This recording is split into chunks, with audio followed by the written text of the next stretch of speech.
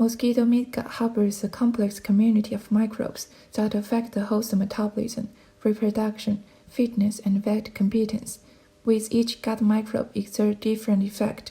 This video introduces the procedure to study the respective role of each bacterial strain on host physiology. To acquire cultivable gut bacterial colonies, dissect the mosquito midgut under sterile condition.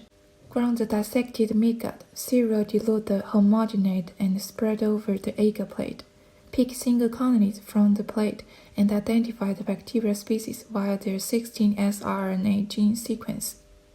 Feed the mosquitoes with cotton balls containing antibiotics for consecutive of 3 days to remove gut microbiota. Effectiveness of antibiotic treatment can be confirmed by dissecting the midgut of the aseptic mosquito for colony-forming unit assay prior to subsequent experiments. Then reintroduce specific bacterial species that previously isolated from mosquito gut via oral feeding assay. The effect of bacteria on host physiology could be evaluated by comparing the untreated mosquitoes, antibiotic-treated mosquitoes, and mosquitoes reintroduced with specific strain. Midgut dissection and cultivable bacterial isolation.